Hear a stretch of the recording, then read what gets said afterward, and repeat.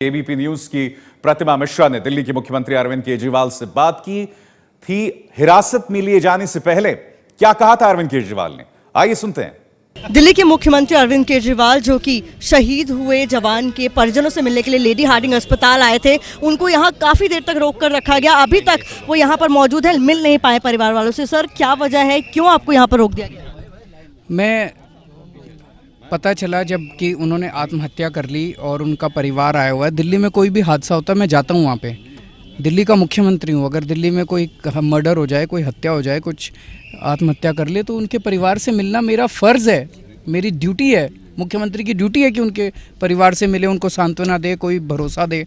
मैं उनसे परिवार से मिलने के लिए आया यहाँ पे और पुलिस वालों ने रोक लिया कि आप अस्पताल में नहीं घुस सकते। दिल्ली का मुख्यमंत्री अपने इलाके के अस्पताल में नहीं घुस सकता, कहते हैं लॉ एंड ऑर्डर प्रॉब्लम हो जाएगी। मैं अगर अकेला अंदर चला जाऊंगा, मेरे हाथ में पत्थर है, मेरे हाथ में बंदूक है, चाकू है, क्या है मेरे पास? मैं दिल्ली का मैं लॉ एंड 2.5 घंटे तक यहाँ बैठा रहा। पुलिस ने बताया नहीं कि वो कहाँ है फैमिली। मैं बार बार पूछा फैमिली कहाँ है। अभी आप में से किसी पत्रकार ने मुझे को उनके रामकिशन जी के बेटे का नंबर दिया। उनको जब मैंने फ़ोन किया उनके बेटे को, मैंने कहा कहाँ हो तुम लोग? तो उन्होंने कहा जी हमें कनॉट प्लेस थाने में बंद कर रखा है। तो मैंने और बोले जी बार बार पुलिस से पूछ रहे हैं हमें थाने में क्यों बंद कर दिया, हमारे पिताजी की मौत हो गई है, हमें थाने में क्यों बंद कर रखा है? तो बता नहीं रही पुलिस कि उनके परिवार को थाने में क्यों बंद कर रखा है। तो मैंने कहा कि टीवी चैनलों पे चल रहा है कि आपके साथ मारपीट भी हुई है। बोला हाँ जी, हाथापाई की है पुलिस ने हम लोगों के साथ। तो मैंने कहा तुम चिंता मत करो, मैं अभी आता हूँ तुरंत थाने। मैं जैसे ही यहाँ से निकला पुलिस थाने जाने के लिए कनॉट प्लेस, यहाँ पे पुलिस ने मेरे को घेर लिया चारों तरफ। क्या बोलकर रोका सर आपको?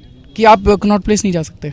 क्या मतलब, क्या कोई वजह बता रहे हैं ऐसे आपको खड़ा कर लिया? तो दादागिरी है, तानाशाही है। इसको क्या हम ये कहेंगे कि आपको डिटेन कंप्लीट, वो तो ये बताएंगे इसको क्या कहते हैं। जी सर, इस मामले में जो लड़ाई है वो तो बहुत पहले से चल रही है। जंतर मंतर पर लगातार सैनिक अपनी मांगों को उठा भी रहे हैं, लेकिन इस मामले में जो रवैया अभी तक देखा जा रहा है उस पर क्या कहेंगे? प्रधानमंत्री जी ने पूरे देश को झूठ बोला है कि हमने OROP लागू कर दिया।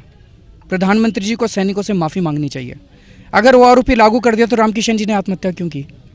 उन्होंने आत्महत्या की, इसका मतलब सारे सैनिकों का दर्द है। अभी यहाँ पे आपके सामने एक एयरफोर्स का ऑफिसर आया था, उसने बताया कि OROP लागू नहीं हुआ है। गलत बोल रहे हैं प्रधानमंत्री जी, झूठ बोला प्रधानमंत्री जी ने।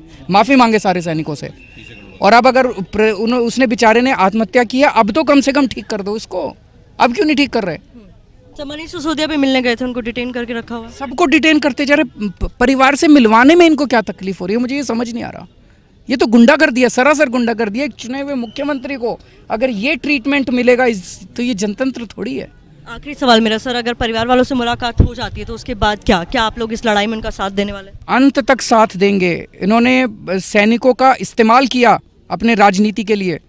इन्होंने सैनिकों का OROP नहीं दिया। इन्होंने सैनिकों की डिसेबिलिटी पेंशन कम कर दी। जिस दिन सर्जिकल स्ट्राइक्स हुए थे अगले दिन उन्होंने उनकी डिसेबिलिटी पेंशन कम कर दी। हमें उनकी बेचारों की पेंशन बढ़ानी चाहिए थी, इनाम देना चाहिए था, या कम करनी चाहिए थी। अगले दिन ऑर्डर पास करके उनकी डिसेबिलिटी पेंशन में भारी कटौती कर दी। उनके रैंक्स कम कर दिए अभी पिछले महीने इन्होंने।